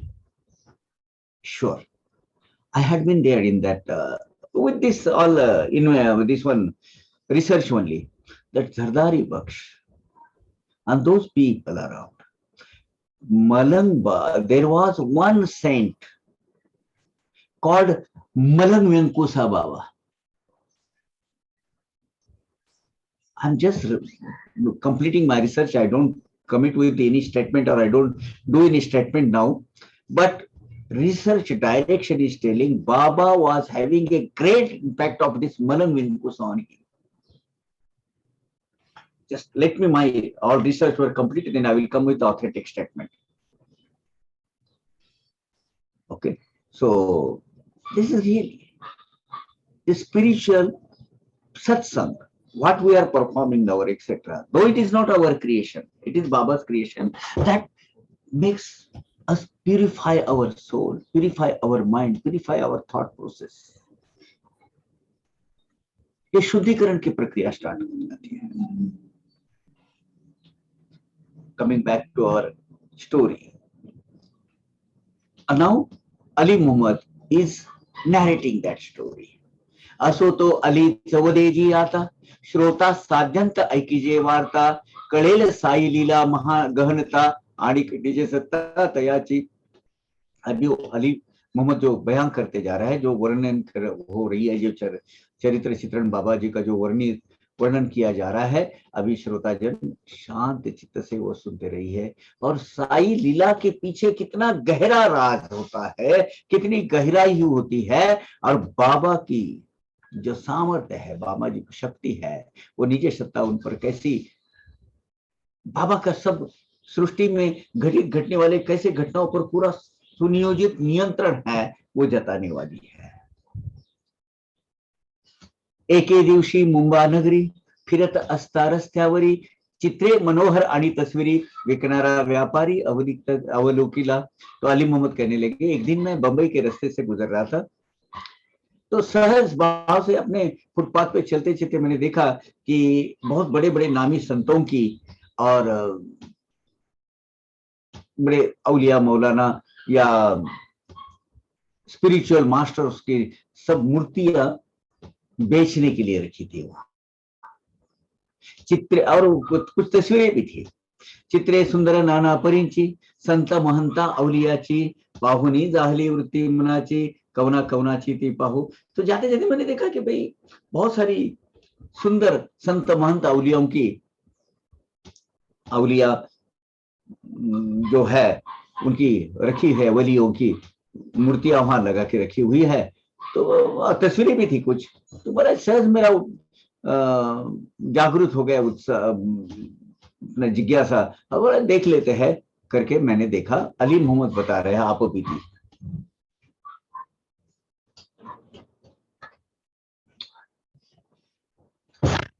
तो मैं सहज भाव से किसकी किसकी है वो देखने लगा. मनोनी एक एक पाहू जाता, आवडली ही तस्वीर चित्ता, सर्वाहुनी तिची मोहकता, शिवाय ती आराध्य देवता ही. हाँ, ये इंपॉर्टेंट है. तो वो सब चित्र में देखने लगा, तो वो मूर्तियां देख रहा था. तो देखते देखते मेरा ध्यान ये मूर्ति पर गया, और बहुत ही मुझे मोहक, मोहन, मनमोहन ऐसी, मन भावक ऐसी वो लगी, सुंदर थी. और ऊपर से मेरी आराध्य देवता की थी, साईं बाबा को मैं उनकी आराधना, पूजा अर्चा, उनकी इबादत करता था. बोला है उन्होंने खूब मुझे वो भाई. अब देखिए, एक चीज होती है अपने समझ में नहीं आती है, वो मेरे साथ ऐसा हुआ है 1975 में. सर रास्ते से, वही गिरगांव से बंबई के रास्ते पर जा रहा था, और मुझे वो बाबा की वो तस्वीर पसंद आई और मैंने ले ली 1970 या 75 में. अब क्यों नहीं, क्या नहीं, कुछ नहीं पता. सर भाव से गया, तो वो हालांकि इतने पैसे भी नहीं थे, वो शादी होने वाली थी, तो उस वक्त नहीं, शादी नहीं, ऐसे नहीं सॉरी, नॉट 1975, 1980 सर बहुत से जा रहा था. और वो देखिए, अब ये आप आकर्षित होते हैं वो तस्वीर के ऊपर, क्या आपका श्रेय होता है क्या? नहीं, बाबा chooses you to take that, because आपके डिस्टिंक्ट गुरु आपको, या अपनी जो आराध्य देवता है, इष्ट देवता है, वो लेने पे आपको प्रोत्साहित करती है. ऐसा ही हुआ अली मोहम्मद का. वो अली मोहम्मद को वो बहुत अच्छी लगी वो, और उन्होंने वो खरीद ली. आधीच मनी साईची आवड, तन्मुख तयाची मूर्ती ही उघड, पाहुनी घ्यावया जाता झाली तातड, किंमत मी रोकड मोजली. पहले मुझे साईं बाबा के बारे में लगाव तो था ही, लगन तो थी, मेरी भक्ति तो थी, और उतने में इतनी अच्छी सुंदर सुनहरी मूर्ति मैंने देखी तो मेरी लेने की, वो खरीद लेने की इच्छा हो गई और मैंने रोकड़े पैसे देकर वो खरीद ली। मग ती तस्वीर आणली घरी, टांगून ठेवली भिंतीवरी, आनंदे नित्य दर्शन करी, प्रेम ही मज भारी बाबांचे। अब वो फिर वो लाके, एक्चुअली क्या था वो, अगर आप मूर्ति देखें ना, मूर्ति और तस्वीर ऐसी वो एक वेस्टर्न के अंदर रखी हुई थी, ऐसा एक बक्सा टाइप है, तो वो टांगने की भी उसमें, दीवार पर टांग कर रखने की भी व्यवस्था थी उसमें। तो वो मैंने वो ली और दीवार पर टांग कर रख दी, दीवार के ऊपर। और फिर मैं आनंद उनको हमेशा दर्शन करते रहा। मुझ पर बाबा का भारी प्रेम था और मुझे बाबा के बारे में बहुत लगाव, लगन, एक आस्था थी, तो मैं उसके हिसाब से आदर युक्त तो भक्ति भाव से उनसे वो मूर्ति की पूजा करता था। दिदली मी ही तुम्हासी तुम्हापासी, तया आधी तीसरे मासी, आराम नव्हता माझी जीवासी, राहिलो रहिवासी सहिवासी मेवण्याच्या। अब मैंने जब जिस दिन आपको ये तस्वीर दी ना राव साहब, उसके ठीक 3 महीने पहले मुझे मैं बीमार चल रहा था, मुझे बीमारी चल रही थी और मैं बड़ा घिरा हुआ था, और मैं अपना घर बार छोड़कर मेरे साले साहब के पास 3 महीना मैं बीमार था, इसलिए उनके घर में रह गया था। तो वो मूर्ति मैंने, अब वो जो है मूर्ति मेरे घर में थी, मेरे साले साहब के घर में मैं शिफ्ट हो गया था, क्योंकि वहां मेरी सेवा वगैरह हो जाए। अच्छा, वो वहाँ वो जरा थोड़ा सा वो बाकी के लोग थे, तो इसलिए मुझे वहां शिफ्ट कराया था। मैं बीमार चल रहा था 3 महीना, मेरे पैरों में सूजन आ गई आती थी उस वक्त, और उस पे ऑपरेशन होने वाला था मेरा। अब मेरे साले साहब जो है उनका नाम था नूर मोहम्मद पीर भाई। मेवना, मेवना यानी साला। मेवना हमारे महाराष्ट्र में क्या होता है, बहन का हस्बैंड वो भी साला ही कहलाता है, औरत का भाई वो भी साला कहलाता है। अब इसमें मुझे लगता है मेवना, मेवना यानी, हाँ, मेवना यानी औरत का भाई। साला और मेवना, कुछ लोगों में साइला और मेवना में फर्क है, तो हम दोनों में तो मेवना मेवना बोलते हैं, लेकिन ये जो है औरत का भाई नूर मोहम्मद पीर भाई, ये मेरा जीजाजी, नहीं जीजाजी नहीं, कौन, समधी जो भी था, साला बोलेंगे उसको। मेरे पैर में सूजन थी, ऊपर से मुझे ऑपरेशन किया गया था, शस्त्रक्रिया हुई थी मुझ पर मेरे, इसीलिए मैं वहां उनके घर में बीमार होकर उनके घर में रहता था, रहा था नूर मोहम्मद पीर भाई के पास घर में।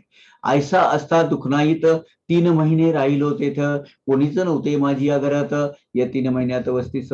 ये 3 महीने में मेरे घर में कोई नहीं था, मैं बीमार चल रहा था, इसलिए मेरे साले साहब के घर में ही मैं रहता था, मेरे घर में किसी की भी नहीं था। अब बात यह है कि मेरे साले साहब जो है बाबा अब्दुल रहमान और मौलाना साहब मोहम्मद हुसैन, साई बाबा साई बाबा, बाबा साई बाबा ताजुद्दीन, यही न ते स्थान स्थान त्यागिले। मेरे घर में कौन कौन किसकी किसकी मूर्ति थी, मोहम्मद हुसैन साहब, मौलाना बाबा, ताजुद्दीन बाबा, इनकी और अलग दूसरे संतों की, मोहम्मद हुसैन साहब, मौलाना साहब, अब्दुल रहमान साहब, बाबा ताजुद्दीन, ऐसे अलग अलग अलग संतों की तस्वीरें मैंने दीवार पर लगी हुई रखी थी, और दीवार पर टांग कर मैं उनको हमेशा नमस्कार करता था, आदर भाव मेरा व्यक्त करता था, प्रार्थना करता था, इबादत करता था। अभी इसमें एक बात है, इस्लाम धर्म में जो मूल है उसमें अल्लाह के बजाय, अल्लाह के सिवाय किसी और की इबादत करना हराम है, तो इजाजत नहीं देता इस्लाम। लेकिन कुछ सेक्ट ऐसे हैं जिसमें ये तस्वीरें लगाकर उनकी पूजा करते हैं या नहीं करते हैं, लेकिन मेन स्ट्रीम है वो ये नहीं करती है, वो निर्गुण निराकार परमेश्वर अल्लाह इस पर विश्वास रखते हैं, उसका कोई आकार नहीं है, उसका कोई रूप रंग नहीं है, ऐसा। तो ऐसी तस्वीरें मेरे घर के दीवार पे थी, हे सर्व आणि ऐसेची तर यांची चित्रे ही छायाचित्रे ही भित्तीवर होती माझी घरात मनोहर सोडीन हे कालचक्र तया है। अब देखिए, ऐसे वो सब तस्वीरें मेरे घर में लगी हुई थी। मैं मेरे साले का आपके घर में रखा था, रहता, मेरे घर में कोई नहीं था। इधर मेरी स्थिति ऐसी, मैं बीमार, मैं हिल नहीं सकता था। वो चित्र, ये जो भी तस्वीरें हैं, तस्वीरें के पीछे अपशकुन लग गया, सारे साथी लग गई। मुझे ऐसा लगता है कि जो वस्तु निर्माण होती है उसकी विलय, उसकी जो प्रलय स्थिति भी होती ही है। किसी चीज का निर्माण यानी उसका विलय होना जरूरी है, ऐसा मुझे लगता है। अली मोहम्मद बता रहे हैं। अब मैं बीमार अवस्था में वहां पड़ा हुआ साले साहब के घर में, मेरे घर में कोई नहीं, दीवारों पे लगी हुई, लेकिन देखो कैसा प्रॉब्लम हुआ। असो ऐसी ही अस्था परिस्थिती, साहित्य कैसे त्यातून चुकते, हे तो हा काळावरही मद प्रति कोणी न सकती सांगावया। अब ये सब इसमें जो 7.5 का फेरा आ गया, सब दीवार पे टंगी हुई तस्वीर जो लगी थी, इसमें अकेले साईं बाबा की तस्वीर बच गई। अकेले साईं बाबा की मूर्त कम वो जो है था, वो तस्वीर वो बच गई, बाकी के सब चली गई। कैसे चली गई, क्या चली गई, वो आप ध्यान से सुनिए वो क्या हुआ और कैसी वही रह गई, ये मैं भी नहीं आपको बयान नहीं कर सकता। आज तक मैं उसको समझ नहीं पाया हूं कि ये कैसी बच गई। ठीक ऐसी घटना मेरे साथ भी हुई है, मैं आपको बताऊंगा। ये विषयीची समळ कथा, विस्मय वाटेल तुम्हा चित परिसता, कळेल साईची स्थिर चरात्मकता, अतर्क विज्ञानता तयाची। अब अली मोहम्मद बोलने लगे कि बाबा कैसे स्थिर है, चराचर में कैसे भरे हुए हैं। समूल कथा आप सुनेंगे तो आपको पता चलेगा और आप सोच में पड़ जाएंगे कि स्थिर चर में कैसे एक रूप है बाबा, कैसे उनकी करनी अकल है, कैसे उनकी करनी विचित्र है, अघटित है। वो जो घटित नहीं होने वाले कभी वो भी कैसी करते हैं, वो आज ये सुनिए। अब वो ये सब चित्र में थे। एक उसमें संत अब्दुल रहमान बाबा जो वहां जीवित थे उस वक्त। अब्दुल रहमान बाबा वहां, वो जो भिंडी बाजार और अब्दुल रहमान स्ट्रीट वो जो है ना, वहां उनकी मजार है। आप जरूर जाइएगा उधर कभी अगर आपको मौका मिला तो। यह संत अब्दुल रहमान, इनका एक चित्र, छोटा सा चित्र किनके पास था, मोहम्मद हुसैन थारिया, थारिया टोपन नाम है उसका, तो मोहम्मद हुसैन के पास था, इनके साथ में था। तो क्या किया, मोहम्मद हुसैन जिसका निकनेम थारिया था, वो व्यक्ति के पास ये अब्दुल रहमान बाबा की एक छवि थी, एक चित्र था बड़ा। उसने मुझे भी एक चित्र दिया हुआ था उसमें से, और बहुत साल हो गए थे उसको। अब्दुल रहमान बाबा का चित्र वो मोहम्मद हुसैन थारिया ने मुझे दिया हुआ।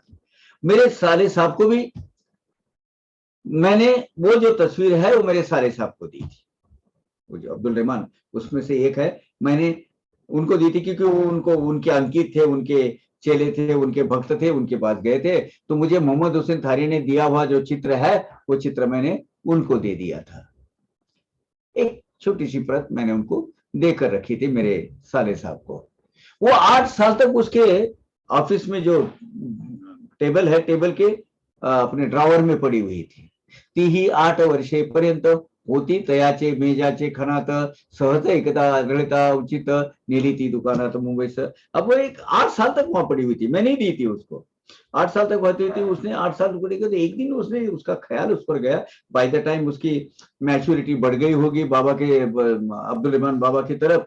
तो उसने वो बम्बई के नूर मोहम्मद के ऑफिस में पड़ी थी। नूर मोहम्मद पीर भाई जो इनके साले साहब है, जो मोहम्मद हुसैन थारिया ने दी हुई थी इनको, और इन्होंने अपने साले साहब को दी थी। एक दिन उन्होंने वो बम्बई के बाजार में लेके गए और वो फोटोग्राफर को दी थी। वो फोटोग्राफर को दी और उनका लाइफ साइज बड़ा फोटो बनाने के लिए, इनलार्जिंग करने के लिए उसने वो उनको कार्य सौंपा, वो फोटोग्राफर को। किसने? नूर मोहम्मद ने। जितके बाबा अब्दुल मोठे चित्र ही करविले तेवढे गोमटे, की ते या न्यावे तयांची या भेटे, प्रेम ही दाटेल अंतरी। अपने अपने बाबा के, अपने जो आराध्य देवता है, जो गुरु देवता है, तो नूर मोहम्मद के गुरु देवता थे संत अब्दुल रहमान बाबा। तो अब्दुल रहमान बाबा को खुश करने के लिए, उनको प्रेजेंट करने के लिए, उनको नजर करने के लिए उसने वो उनकी लाइफ साइज का फोटोग्राफ जो छोटा था वो बड़ा किया, बड़ा उसको तस्वीर बनाई, उसको फ्रेम किया, और वो उस इरादे से कि मेरे गुरु महाराज खुश हो जाएंगे, इस हिसाब से वो दे दिया, उसको ले लिया, उसने बनाया, एक प्रेम भाव से किया था उन्होंने। लाइफ साइज बहुत अच्छा फोटो था। तयावरुणी घेतल्या नकला, और उसमें से बहुत सारी कॉपीज भी बनाई उसने, और सब अपने यार दोस्त, आप्तेष्ट मित्र, सगे समधी, उनको दिया था। उसमें से एक मुझे भी दी थी उसने। देखो, जो उन्होंने दी थी अली मोहम्मद ने 8 साल पहले, छोटी, उसकी लाइफ साइज बड़ी बनाकर उसने बहुत सारे लोगों को दी। तो नूर मोहम्मद पीर भाई ने एक तस्वीर अली मोहम्मद को भी दी थी, जो टांग कर रखी थी उनके घर में, मैंने वो दीवार पे लगी हुई थी। त्यावरून घेतल्या नकला, आपतेष्ट मित्रा दिदल्या सकळा, त्यातही एकही दिदली मजला, होती मी भिंतीला टांगलेली। तो वही तस्वीर मैंने मेरे घर में टांग कर रखी थी, अन्य तस्वीरों के साथ में, जिसमें बहुत सारे बाकी के जो नामचीन औलिया थे उनकी भी तस्वीरें थी। मगती परम सुंदर तस्वीर, भरता अब्दुल रहमान दरबार, नूर मोहम्मद जहाला तत्पर, कराया सादर त्या संता। अब वो संतों का दरबार भर गया, और अब्दुल रहमान बाबा का दरबार भर गया, सब लोग आकर खड़े रह गए। तो उनको भेंट देने के लिए उसने वो बड़ी लाइफ साइज तस्वीर वो नूर मोहम्मद लेके गया संत के पास। पाहुनी हे तयाचे मन, चित्र पाहताच अब्दुल रहमान झाले अत्यंत कोपायमान, उठले त्या ताडन करावया। जैसे वो तस्वीर देखी संत अब्दुल रहमान बाबा ने, वो बड़े कोपित हो गए, क्रोधित हो गए, और वो मारने के लिए दौड़े। किसको? नूर मोहम्मद पीर भाई को। कारण ऐसा है, कोई प्रतिमा, कोई बूथ, कोई मूर्त, इस पर इस्लाम धर्म विश्वास नहीं रखता, शिवाय काबे शरीफ। तो इसीलिए वो फोटो देखने के साथ ही वो बौखला गए, बहुत क्रोधित हो गए, और उसने मारने की, प्रताड़ित करने के लिए, मार देने के लिए क्रोधित हो गए और अपना आसन छोड़ने लगे। बहुत तुतकरा लतकरा, उसको गाली गलौज की बौछार की, जैसे साईं बाबा करते थे वैसा ही, और उसको अपने दरबार से हकाल दिया उन्होंने बाहर। तो बड़ा मायूस हो गया, बड़ा दुखी हो गया, बहुत चिंता लगी, अरे मेरे सदगुरु मुझ पर आज क्रोधित हुए हैं। तो मुझे बड़ा लताड़ दिया उन्होंने, दुत्कारा, और मुझे बाहर कर दिया अपने दरबार से। मग तो होनी हीन दीन, उदास आणि उद्विग्न मन, पैक्या परी पैका ही जाऊन, गुरु कृपे विघ्न उद्भवले। अब उसके लिए उसको गुरु कृपा में मेरे ये बाधा आ गई, विघ्न आकर खड़ा हो गया, संकटों की मालिका खड़ेगी। पैसा तो गया ही गया, लेकिन क्या आई दिल में? मायूसी, नाराजी, यही आनी आ गई हाथ में। तो मैं वो बड़ा दीन हो गया, बड़ा मायूस हो गया, नाराज होकर बाहर बैठ गया। हो तो आज गुरु कृपा संपन्न, तोचे मी झालो रोषास कारण, ऐसे वदुनी साशंक होन, चित्र विसर्जन आरंभी। मेरे गुरु की मेरे पर कृपा थी, और मैं उनकी तस्वीर बड़ी करने की वजह से उनके क्रोध का कारण बन गया, उनके रोष का कारण हो गया, और इसीलिए ये तस्वीर की वजह से सब कुछ हुआ है। तो सब तस्वीरें, जिसने वो जो फोटोकॉपी की थी ना, उसकी जो कॉपीज की थी, वो कॉपी और वो नष्ट करने की उसने डिसीजन ले लिया। जिस प्रतिमा की वजह से सब खर्चा तो मैंने किया, वो खर्चे की वजह से मेरे गुरु कृपा की, गुरु प्रसन्नता निकल गई है, और मुझ पर अगर वो अकृपा है, मुझसे अगर वो नाराज है, तो मुझे वो नष्ट कर देनी चाहिए। ये उसके दिल में आ गया नूर मोहम्मद पीर भाई के। मने आता या संत प्रतिमा, कधी न ठेवी घरी ठेविता कामा, तेनेचा अंतरलो निज गुरु कृपा, निज गुरु प्रेमा, किमर्थ रिकामा हा धंधा। फिजूल का धंधा कौन किसने बलामत आंग पर मैंने लेने की सोची, उसने तय कर लिया कि अभी इसके आगे घर में कोई भी तस्वीर नहीं रहेगी। मैं मेरे नाराजी अपने ऊपर ले लिया, बिकॉज वो तस्वीर की वजह से, क्योंकि मेरे सदगुरु जो है अब्दुल संत अब्दुल रहमान बाबा, वो कुपित हो गए हैं, क्रोधित हो गए हैं। तो इसके आगे घर में किसी भी तस्वीर वो नहीं रखनी चाहिए। जिस प्रतिमा की वजह से मेरे सदगुरु मुझ नाराज हो गए हैं, तो वो और मुझ पर ऐसी संकटों की मालिका आ सकती है, क्योंकि वो नाराज होना, गुरु का नाराज होने यानी संकटों को न्योता देना। ये अपाय टालने के लिए ये चित्र ही पहले नष्ट कर देते हैं, जो उनको पसंद नहीं है सदगुरु को, वो खत्म कर देते हैं। मने जया चित्रांच्या पायी गुरु माझा मज नाराज होई, पाडील कधीतरी ते अपाई, हे मत नाही कामाचे। कभी अगर सदगुरु की नाराजी हो गई, तो इन्हें संकट आ गए, तो वो तो संकटों को ही नहीं होता देने के लिए, निमंत्रण देने के लिए जैसा हो गया। तो ये झंझट में जाना ही नहीं है। उसको बहुत दिल में इसने बड़ा निश्चय कर लिया कि जो जो भी उन्होंने वो तस्वीरें बनाई है, वो तस्वीरें मिटा देंगे। हे तरी एक प्रतिमा पूजन, नावडे मज मम गुरु लागून, तरी मग या नाराज ठेवून, चित्राचे प्रयोजन काय मज। फिर मेरे गुरु को नाराज करके क्या फायदा।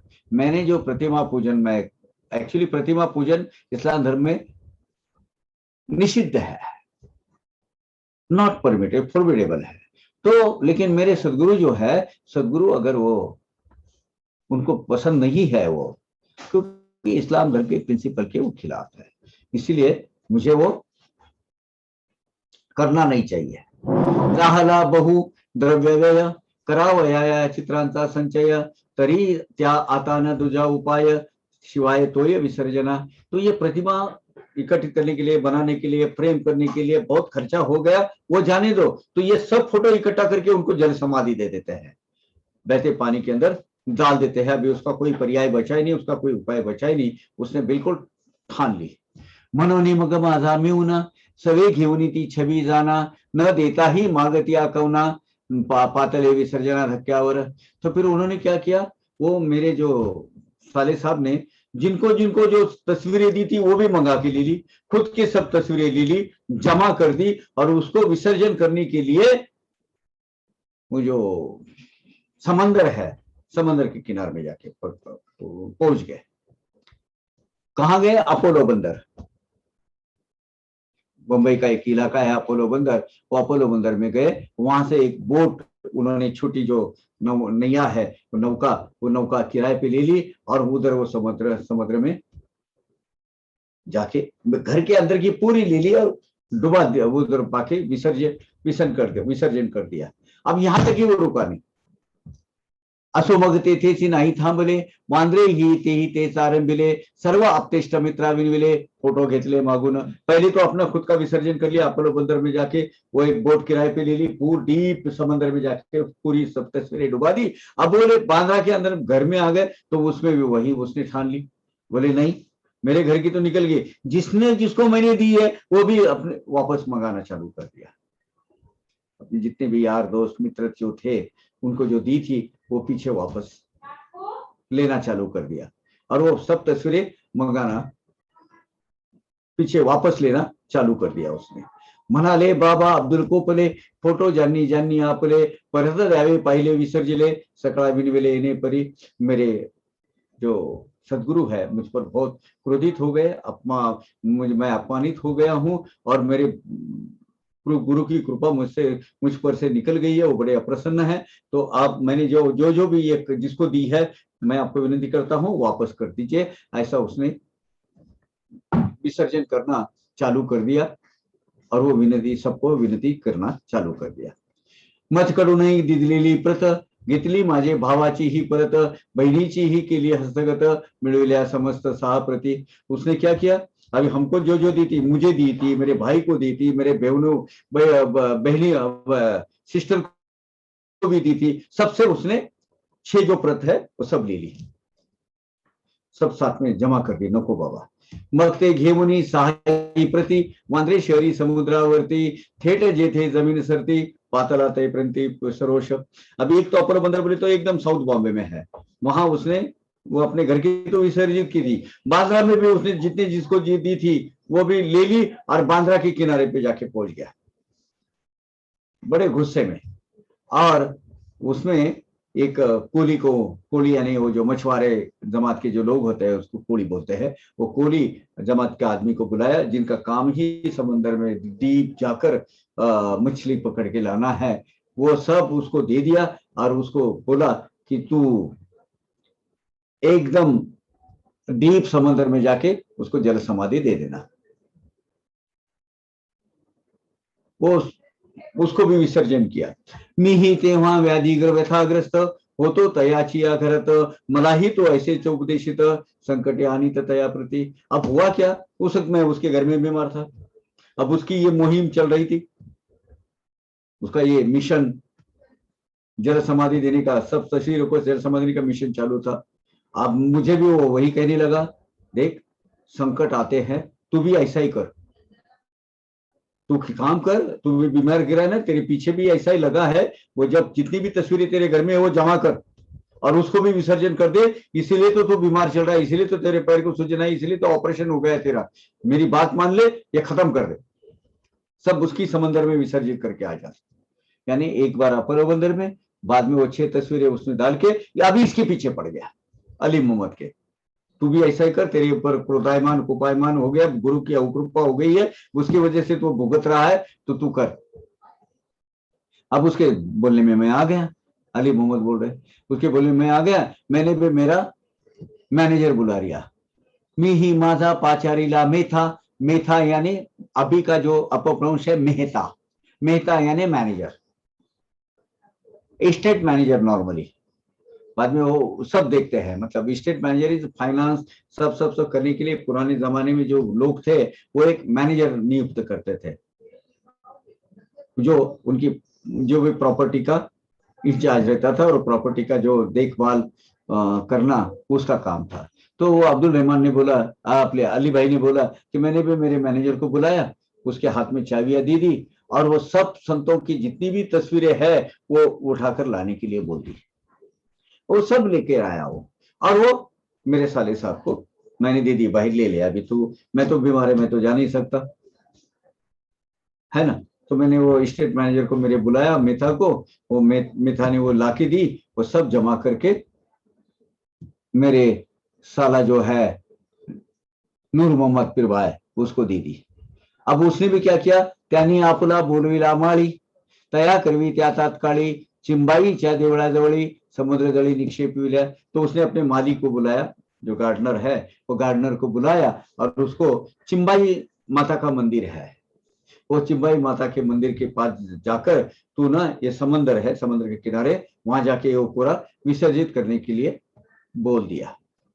पुढे जाता 2 मास होता आराम मम जीवास, जाता मी आपुलिया बिराडास अति आश्चर्यास पावलो। अब देखो, मैं अली भाई बोल रहे कि अब मैं उसके बाद ठीक ठाक हो गया, 2 महीना उसके घर में रह गया। 2 महीने के बाद जब मेरे घर में गया तो मैं आश्चर्य में पड़ गया कि क्या आश्चर्य हुआ वो सुनिए। मैं बहुत अजूबे में पड़ गया। क्या, तुम्हास म्याजे दिली तस्वीर ती द्वारा समोर जी भिंतीवर पाहून या पूर्ववत स्थिर वाजला वाटला स्थोर विस्मय।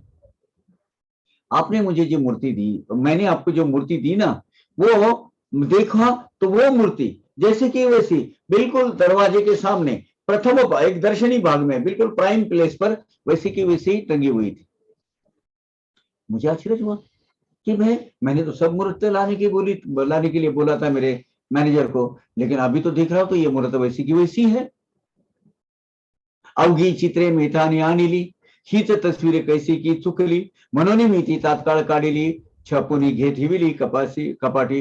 अब मेरे मैनेजर को तो मैंने बोला था कि सब भैया मूर्ति वो साले साहब को दे, वो सब, वो बोल रहा है कि उसकी वजह से ऐसा हो रहा है, तो उसकी नजर से ये कैसी क्या छूट गई, इसका यार शेर मुझे लगा। मैंने क्या किया, ये फिर से हो गया, मैंने वो उठा के छुपा के रख दी। बोले कहाँ रखी, कपाट में छुपा के रख दी, तो अगर कोई मेरा साला फिर देखेगा या कोई देखेगा हाँ ये कैसी रही, तो उसके भी पीछे पड़ जाएगा, तो इसलिए मैंने छुपा के रख दी।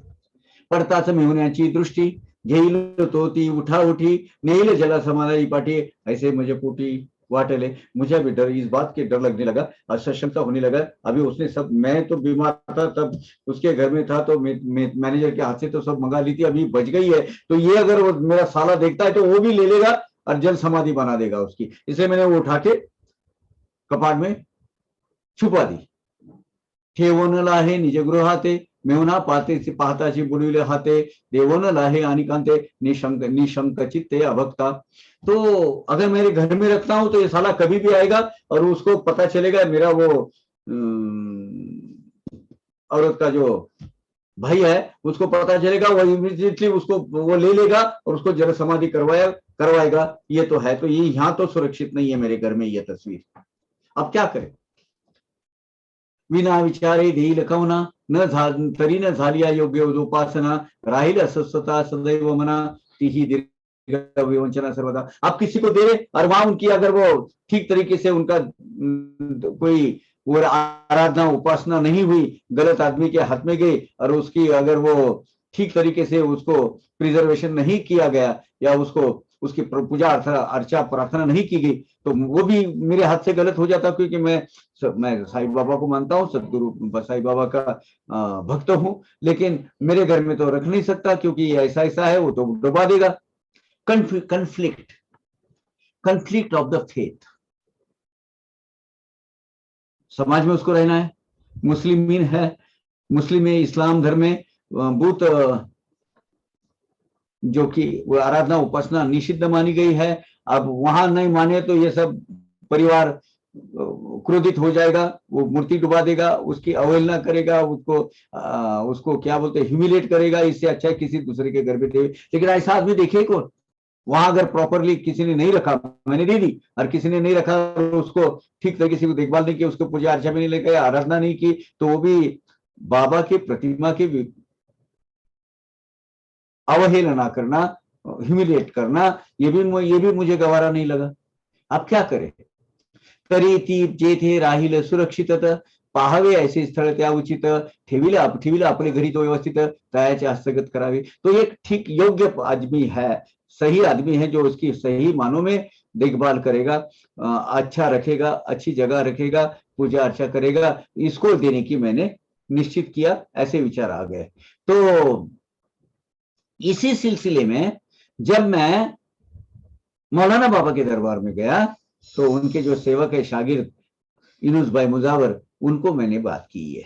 ऐसे मन पड़ता अड़कित्ता, साईज विचार सुचवी चित्ता, जावे मौलाना दरबार आता, इस सुरतांत कथावे। तो मेरे दिमाग में आया था कि ऐसा कौन आदमी है जिसके पास अपन ये सौंप दे गई है। तो बाबा ने ही मुझे बुद्धि दी, साईं बाबा ने, कि मौलाना साहब के दरबार में जाने के लिए। वो मुझे प्रेरित हो गया, मैं न जाने कैसे, और मैं गया वहां। और मैंने वहां जाकर मौलाना बाबा के जो शागिर्द है, उनके जो मुरीद है, जो उनके सेवक है, मुजावर कहते हैं उनको, वहां के देखभाल करने वाले, वो यूनुस भाई को बोला, यार ऐसा ऐसा है, क्या करें? मग मी तेव्हा तैसाची सत्वरी गेलो पीर मौलाना दरबारी, इस मुजावर इसकी वार्ता सारी, कड़विली अत्यादरी कथा। तो फिर मैं वैसे झटके उठ गया, तो दरबार में गया। वहां उनको मौलाना बाबा के जो शागिर्द है यूनुस भाई मुजावर, उनके पास गया और उनको सविस्तर भाव से ये बताया कि यार ये ऐसा ऐसा करना है, नहीं तो ये तस्वीर ऐसे ऐसी चली जाएगी, ये मूर्त, मुझे जरा मदद कर इसमें। आम्हा उभय त्यांचा निर्णय, आपले पासी राहील ही निर्भय, म्हणून ते दिनीच आम्ही उभय केला की निश्चय मनाचा। अब सवेरे में गया मौलाना बाबा के दरबार में, और मुझे यूनुस भाई ने बोला, यार एक आदमी है जिसकी ठीक तरीके से इसकी देखभाल और कर सकता है और हिफाजत से रह सकता है, और वो अन्ना साहब आपका नाम आया, राव साहब। तो इसलिए हम झट से मेरे घर में गए, वो मूर्त ले ली, और उसी दिन आप ही के घर में आकर आपको देने का हमने निश्चय कर लिया। उसी दिन की ही समर्थ साईंची छवी, ये आपुले येथे ठेविली जावी, स्वयं अपना समर्पावी, तेने से ती ठाई पडेल।